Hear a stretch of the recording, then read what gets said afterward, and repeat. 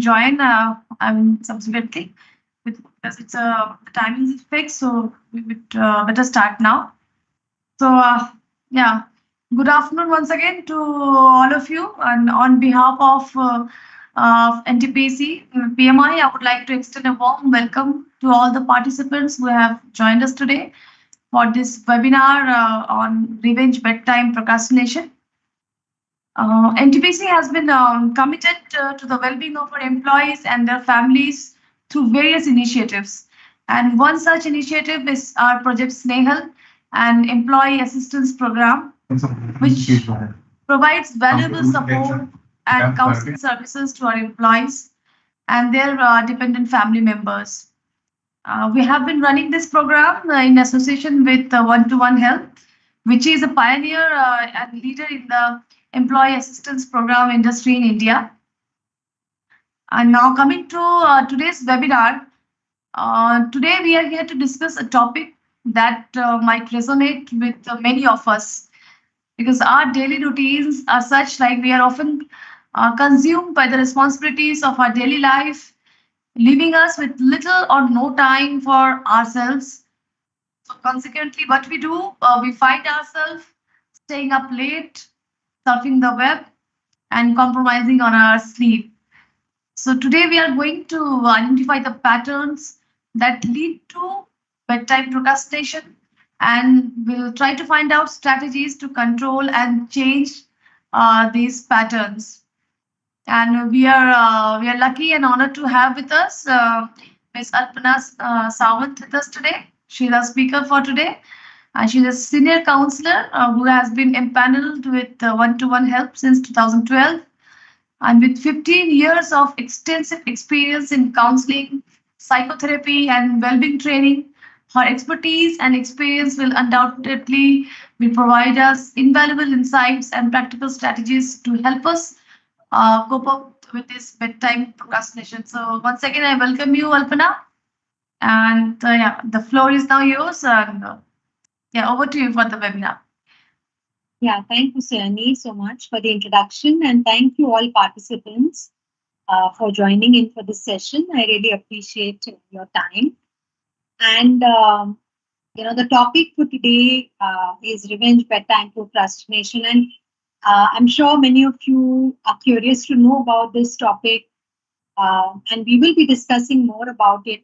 I would like to keep the session interactive, so during the session, if you want to share any of your responses, you can put in your responses in the chat box. You can type your responses in the chat box.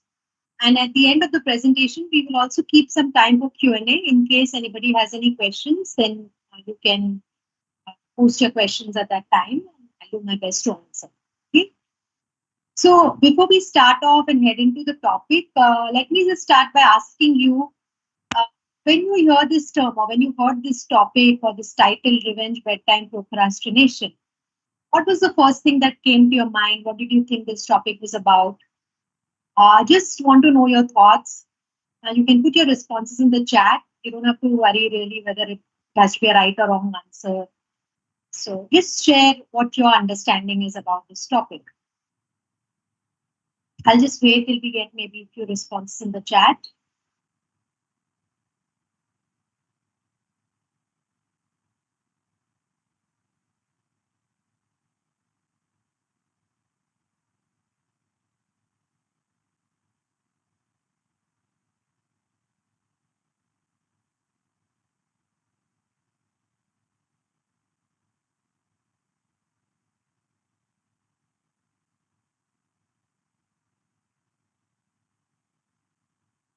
Okay, I guess we'll give some time for the audience to warm up. Let's look at a case scenario. Okay. And then we will discuss this further. Okay, so there is a 40-year-old employee who spends 9 hours working each day. This employee works from home, so logs into work at 12 p.m. and works till 9 p.m. in the night. Before they log in, they wake up early to take care of household responsibilities, assist domestic help, take care of children, studies and meals, etc. And this employee feels as though they hardly have any control over their time. They hardly have any time for anything else apart from work and their domestic responsibilities. It's usually 10 p.m. in the night by the time they're completely free of all duties and responsibilities, after which they lie in bed watching Netflix and YouTube late in the night till 2 a.m., well past midnight. Although they feel very sleepy, although they know next day they have to wake up early, right? So we have seen what this individual schedule is like, okay? And maybe some of us can really relate to this routine, right? Especially what you do before going to bed. Last thing you do before going to bed. So again, if you feel like sharing, you can share it in the chat.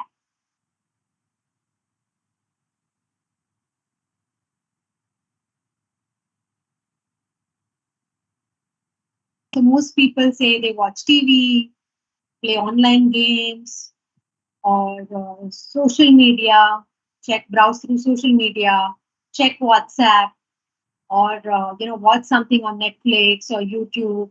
Right? This is pretty much what most people end up doing. Okay, so now let's check if you can relate to any of these questions, right? Because that will tell us if you are prone to revenge bedtime procrastination. So these are just quick 4 questions and simple yes or no answer that you have to give. This is just an assessment that you do for yourself. Okay. Have you ever found yourself pushing away sleep, unable to resist the urge to click the next episode button on OTT, right? On Netflix, for example, right? Or you spend extra time scrolling through social media. Although you are sleepy, you still do it. You still keep browsing online. Okay, that's first question. Yes or no? Second, do you stay up late in the night despite not having a valid reason, good reason? So, for example, it's not work assignment, it's not a family necessity, but without a good reason, you just stay up late in the night. Okay, yes or no? Does delaying going to bed reduce the overall time, the amount of time you sleep? The quantity of time. Some people say I hardly sleep for 5 hours or 4 hours. Okay. And last, do you reduce the time you sleep scrolling through social media, watching shows, despite knowing the consequences, the negative consequences of reduced sleep, despite knowing that, if you don't sleep, get proper sleep next day, it's going to affect your health. Okay. So if you've answered yes to these questions or most of these questions, chances are that we are prone to something known as revenge bedtime procrastination. Okay, so now we will be looking at what exactly this means. Okay, so we in the introduction we were told a little bit about it, and we may all be able to relate to it to some extent. Okay, so we all have very hectic lifestyles, busy schedules. It's filled with work responsibilities, family responsibilities, personal responsibilities. And there are many times you feel that your day is so busy that you hardly have any time for yourself, right? There may be times when you feel like, you feel your day is not in your control. There is no freedom for you to do what you want. You're controlled by all the tasks and responsibilities, right? So can you relate to that feeling? And as human beings, we all want time for ourselves. We all want some leisure time. We want time for relaxation, to de-stress, right? And since most of the day we don't get that time, right? Most of our day is spent catering to the responsibilities of daily life, right? We don't get that time for ourselves, that relaxation time. And this time you can only end up getting at night. Okay, so we spend late night time, you know, surfing through social media or watching online content, right? Because this time is very important for us. It's relaxing. It seems fun, and I don't want, and hence I don't mind compromising on my sleep time, right? So we voluntarily end up sacrificing our sleep time or depriving ourselves of our sleep time because we want more leisure time. Although our body and our mind are screaming for sleep, So the revenge element, right? The revenge word is added here is because this is it's this fall asleep during the night. So revenge bedtime procrastination is not difficulty to fall asleep. It is actively deliberately choosing not to sleep even when you're sleeping, right? So you make a decision to sacrifice your sleep because so the revenge part is okay. During the day I did not get that time, so I'm going to take that revenge and I'm going to get that time at night, right? So in some way or the other, I'm going to make that time for myself, and then you sacrifice, you get insufficient sleep as a result, right? So revenge bedtime procrastination is like to win back a part of your day, right, which you could not do during the actual daytime for self indulgence, for self relaxation. Right? So mindlessly watching social media, for example, or online shopping, right? Doing things without any actual good reason to do. So now, what does the research say? Okay, so according to National Sleep Foundation, typically they say that an average healthy adult requires about 7 hours of sleep, okay, every night. 7 hours of sleep चाहिए healthy adult. So, and sleep deprivation can have major consequences on our health, right? So, think about the last time when you did not get good sleep, right? How did you feel the next day? Maybe low energy, mental fog, can't function, can't concentrate, right? So, all of this can have a very negative impact. And during sleep, our body, takes up a lot of important functions. Okay, like it helps us to reset or restore, from the previous day's stress.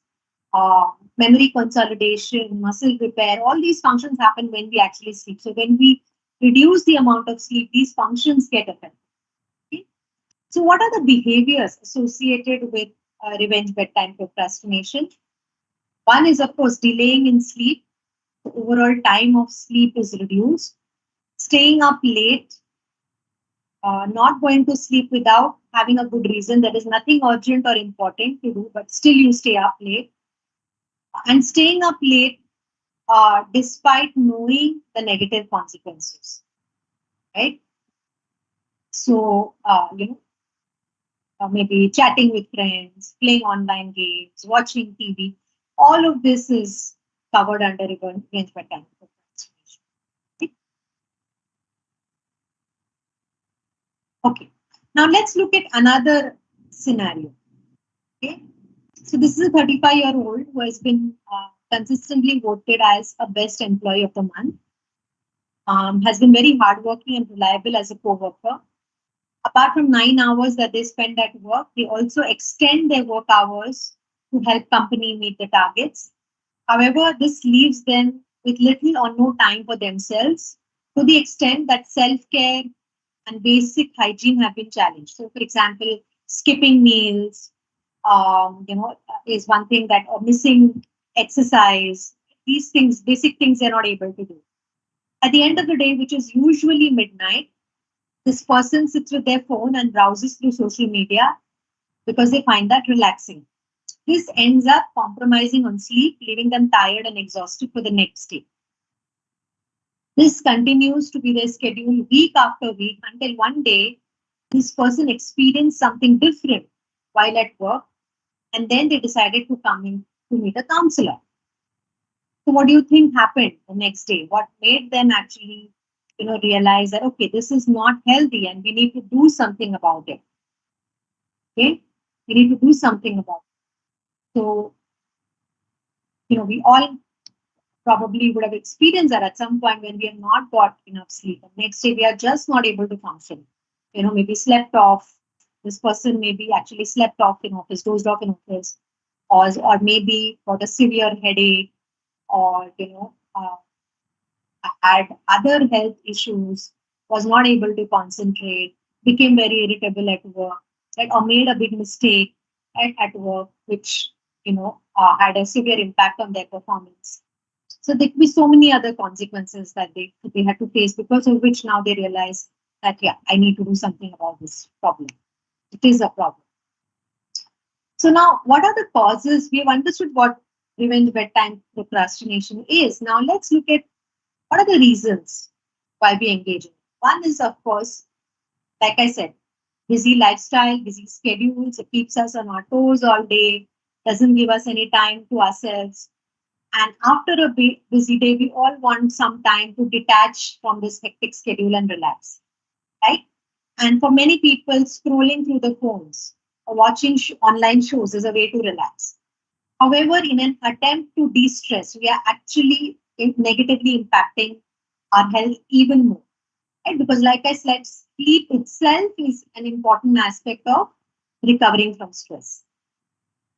Another big reason, which is related, is lack of personal time, right? So you do not have time, personal time during the day, and that is why you end up snatching or stealing this time during the night. But in the bargain, you compromise on your sleep time, you reduce your sleep time. Loss of control. So research actually shows that the end gives us that feel good factor, right? It gives us a sense of pleasure. So when we scroll online, it releases dopamine, which releases pleasure. It makes us feel good. Right? And it's like that forms like an addiction, continuously watching Instagram reels or stories, right? So we're craving for pleasure. So there is no self-control. It's like binge eating. When there is no self-control, we continue to do it. So it's therefore important to set a timeline or deadline and saying that, okay, after half an hour, just half an hour, I'll be watching this and I will stop. Or I will just watch one episode and I will stop. But another technique we give is, having two alarms. One as a warning time, okay, 5 minutes left, and second is a shutdown alarm. Okay, now you really need to close. Okay. Another reason for sleep procrastination is some people, we call them chronic night owls. Okay. Biologically predisposed to feeling more alert later part of the day, but they have to work in an earlier shift and during the day shift. Right? So intentionally you push away sleep, and because you like to stay up in the night, a lot of youngsters do that, adolescents, for example, teenagers. So number of hours of sleep is reduced. Okay? So by that understanding, who are the people who may engage in procrastinating their sleep time? Of course, people who are very, very busy and stressed, employees who have a very heavy workload, they do not have any me time during the day. Working mothers, parents, especially working mothers, again, because you have a full day work at work, and then when you come back home, also, there is so much to do. So after the kids have gone to sleep, that's the only time you find for yourself. Okay, or you're a caregiver, right? So you have elderly parents at home. When you come back from work, again, you have to take care of them, and then you do not have any time for yourself till the time it's late in the night. And students, said, teenagers, adolescents, and youngsters have a biological tendency to sleep later, and yet they have to wake up early the next day, for school or for college. So that affects their natural sleep rhythm. Okay? So, what are the consequences of getting less sleep? Okay, so the major consequence of delaying your sleep time is that the quantity of sleep is reduced. And when we get inadequate sleep, it can have a major impact on our physical health, our mental health, and our emotional health as well. Okay? So physical concerns include, if the recommended amount of time, like I said, is 7 hours per night, and because we are not able to recover from stress, right, it can affect our cardiovascular health, weight gain. So lack of sleep can lead to unhealthy weight gain, because not getting enough sleep affects the part of the brain that controls hunger. Okay? So it can lead to weight gain. It can lead to high BP. Right? When we sleep, our blood pressure goes down. So less sleep indicates that our blood pressure is higher for a prolonged period of time. So again, that can affect our cardiovascular health. Reduced sex drive. So again, studies have shown that Loss of sleep leads to decreased testosterone levels in men. Okay, and also weakened immune system. So immunity is something which is very, very important to us to keep us healthy.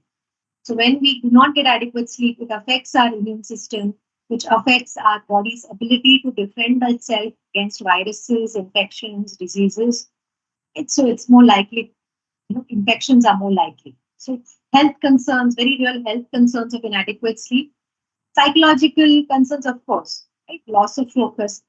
Sleeping less can affect our ability to focus and concentrate, especially when it requires some tasks which require a lot of alertness, the important tasks. It can make us difficult to even pay attention to normal conversations, make us feel confused. It affects our memory, right? So, like I said, during sleep, an important function of sleep is memory consolidation, right? And disruption of sleep does not allow us to perform this function, the brain to perform this function of memory consolidation. So, we tend to, we've seen that, people tend to misplace things and forget things when they are sleep deprived. Poor decision making, right? We cannot accurately assess the situation. We are more confused. Lack of sleep affects our judgment, and reaction time is slower. So one of the most dangerous things, right? Uh, so this can be risky when we are doing activities which have very little room for error, like driving. We are working on heavy machinery. Okay? So driving, for example, when drowsy is as dangerous as drunk driving. And emotional concerns, again, sleep deprivation affects our emotional state. We may be more prone to mood swings, and even partial sleep deprivation impacts our mood, right? So sleep affects us cope with stress. So denying ourselves sleep after a stressful day affects our ability to cope with stress of the next day. Right? So you see that it affects us in multiple ways: physically, mentally, emotionally. Right? Now that we have looked at what in detail what revenge bedtime procrastination is, we have looked at what are the causes and what are the consequences of it. Let's look at some of the ways in which we can tackle or we can overcome this revenge bedtime procrastination. And we have divided them into three categories of strategies, right? And we look at them one by one, right? So for most people, it means getting some kind of balance in their day so that they have time to relax during the day. So you don't have to sacrifice your sleep time. So these strategies are about that. So first one is time management, most important. So like we saw, revenge bedtime procrastination itself is a way to get back control over our busy lifestyle because we don't have any time for us during the day. So one thing is to get that sense of control during the day. So making some time for yourself during the day, taking regular breaks to de-stress. So taking up even we call them micro breaks, a 5-minute break once an hour can be very helpful to de-stress. So these 5 minutes you can use to browse social media, or even better, just walk around the office or stretching. Somebody had mentioned meditation. When we come back to work after that 5 minutes break, that you might say, "Oh, I don't have that 5 minutes time." But then it's not about the number of hours you work; it's about how efficient you are, how productive you are. So when you come back to work after doing that de-stressing or relaxation, you are more recharged and you're more alert. So you can do your tasks better, your output can be better. Prioritizing me time, right? Uh, and scheduling this me time or self-care time, right? So it's not about having time, but it's about prioritizing. So you have to tell yourself that this self-care time, this relaxation time is as important as any other task, whether it's my family duty or whether it's my work responsibility. So schedule it in your calendar just like all other tasks. So for example, your meal time or pursuing a hobby like music or exercise time or sleep time also. It is very important that you actually schedule these times in your calendar and you actually rethink your schedule. So decluttering your schedule is also very. If you have a packed calendar full of meetings, tasks, right, and you feel exhausted, it's important to look at your schedule and revisit your schedule and ask yourself, okay, which of these are non-negotiable and which are negotiable? Are there some activities and tasks that I can delegate, or which I can avoid? Okay, because you can't do everything, but you can do what is important.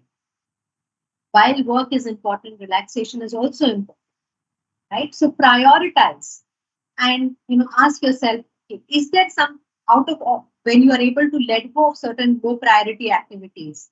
Okay, we do spend a lot of time doing low priority tasks. If you can free up those low priority tasks, you can definitely find 30 minutes you can dedicate for yourself. It could be even before work when you wake up in the morning, or after work, maybe when you're taking time during your commute back from work, right? So making this time for yourself. Consolidating responsibilities, for example, you kind of you put tasks together in a batches. Like for example, combined tasks. Right? So for example, we had a client who reached out to us for counseling, right? And she could make time for herself by teaching her children. At the same time, she was chopping vegetables, right? So that's one example. Again, another example would be, clubbing activities together would be, whatever groceries you need to take, or whatever, you know, outdoor shopping that you need to do. You dedicate one day a week to do that, or one particular time of the week. Okay, maybe on Wednesday evenings, I'll be doing this.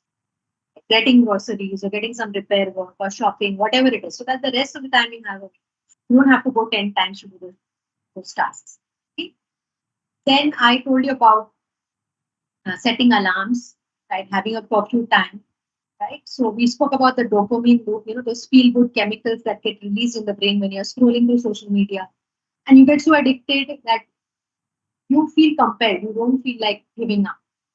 So one thing that can work is setting 2 alarms for yourself. And I said is like a reminder alarm, 5 minutes before your bedtime, right? So this reminder tells you, okay, now I have to start winding.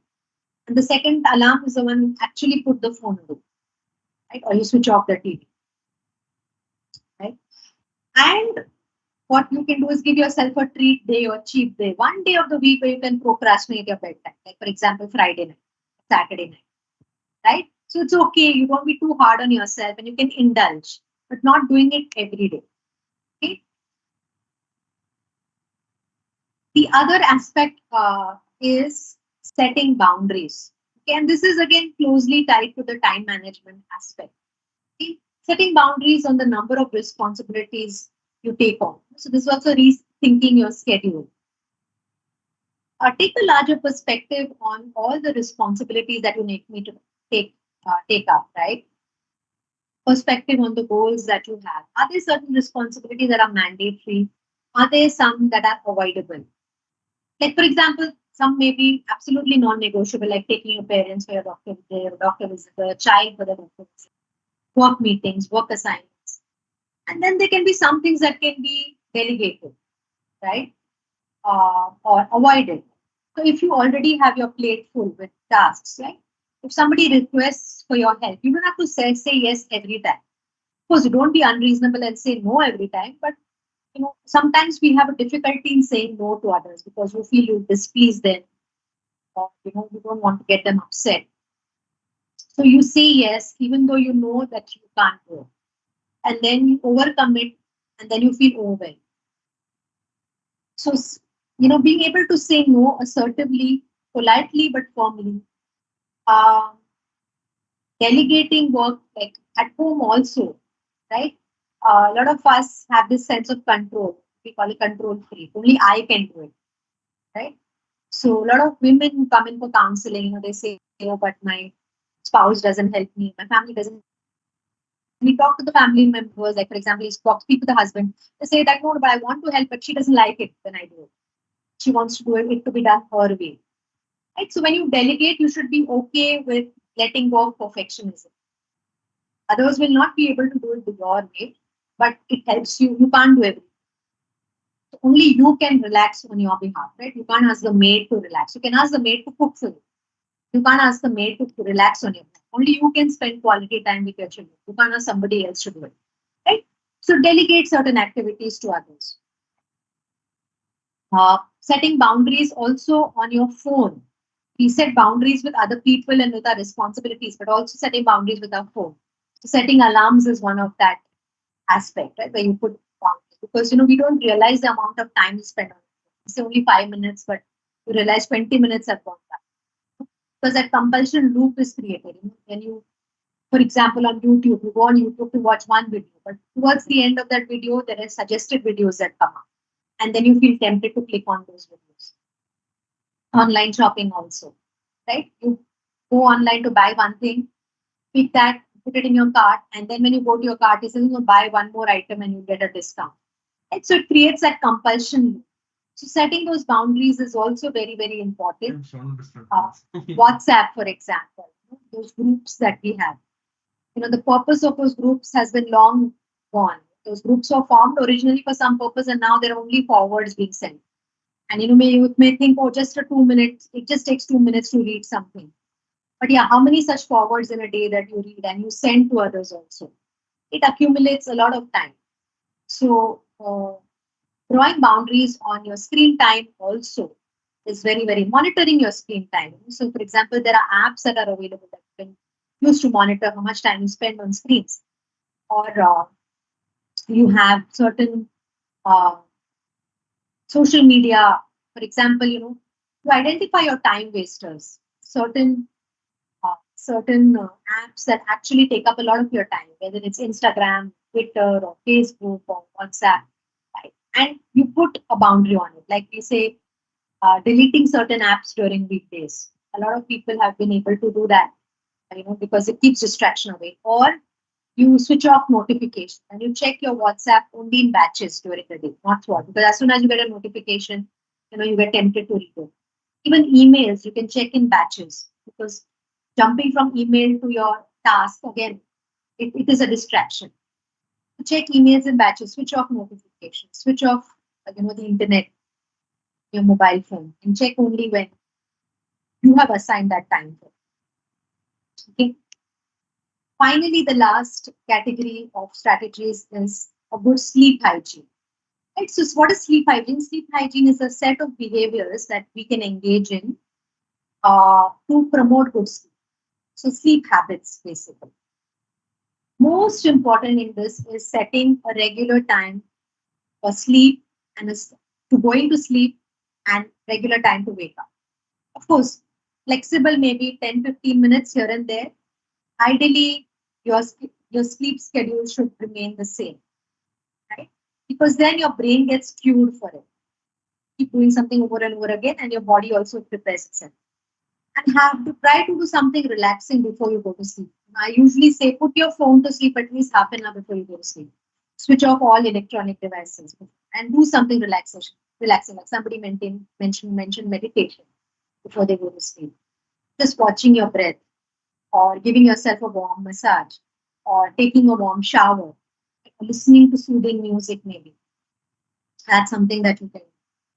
So it kind of puts your mind in a relaxed state and it makes it more conducive to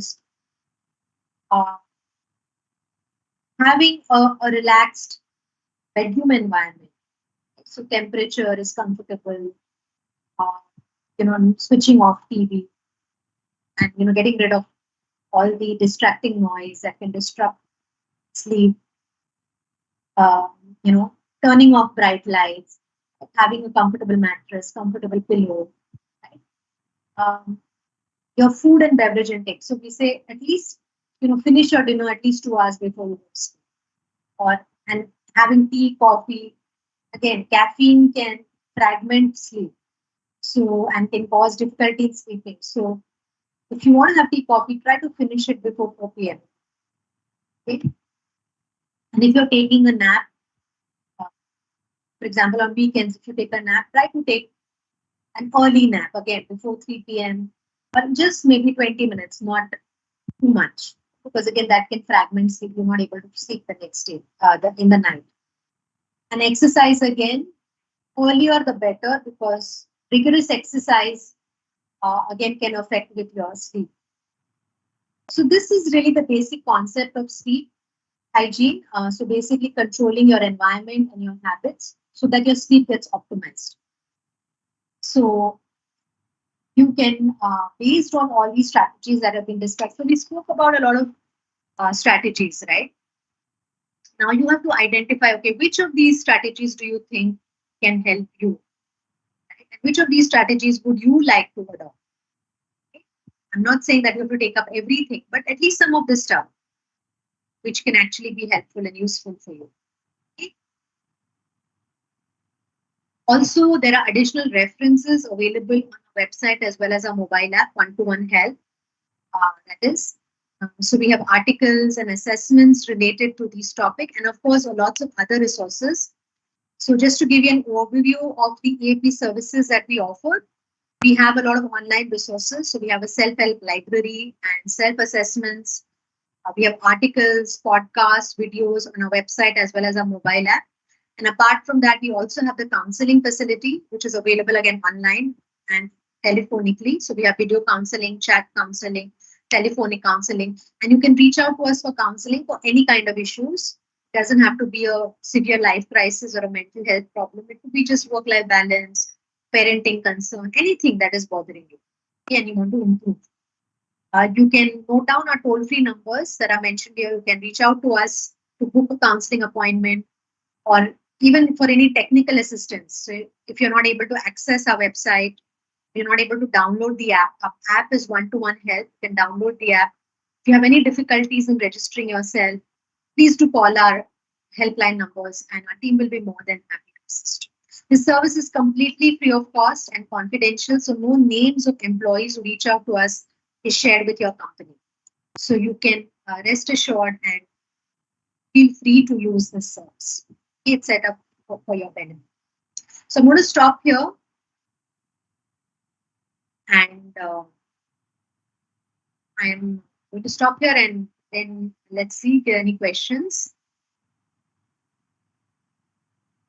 Okay, I'm sorry, I just read this message on speaking in Hindi.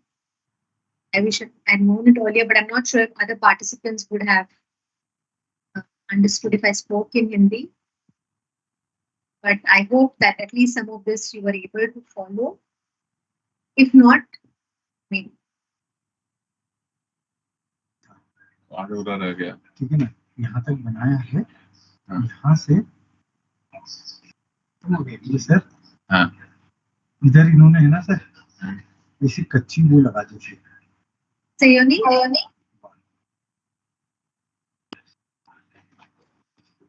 Yeah, hi, Alpna. Just waiting for anybody to raise any queries. Yeah. No, there was a request to speak in Hindi, but I am not sure if everybody would understand Hindi. So We have a mixed kind of a group. So, Yeah. anyways, so some of them might have requested to to be spoken in Hindi.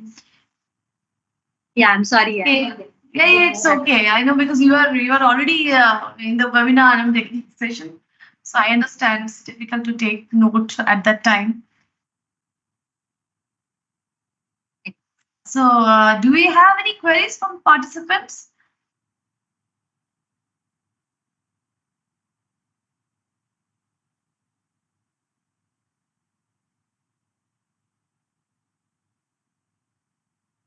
Yeah, someone has asked, can the PPT be shared? Alpana, can I have the PPT?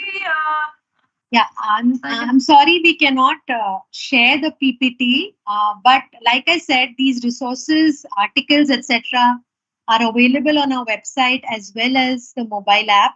So you can log into our website or download the mobile app and log into our app, and you go to the self-help library. You will find articles, all the information, and whatever we have discussed so far. All right, find I them. hope that clarifies. Yeah. Yeah. Just check. Is there any other question or query? No.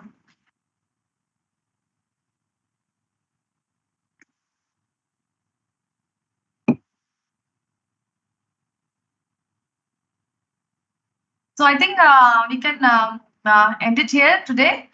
And Sure. yeah, thank you so much for this insightful session and very helpful tips and tricks. I think it's surely going to help all of us, like because I think to what some extent all of us are having this problem in these days today's scenario. So it was a very helpful session. Thank you so much. And a special Thank thanks to all the participants as well, like to taking out for the all took out time to join us today. And it is all because of engagement and participation from all of you, which makes these sessions meaningful and impactful. So thank you all of you. And lastly, we would love to hear for your thoughts and feedback on today's webinar. So I have already shared a link on the chat. So if you could all just take out a few minutes and fill that form to give us feedback regarding this webinar, that would definitely gonna help us to improve our future sessions. So thank you once again. Thanks to one and all. Yeah, thank you, everyone.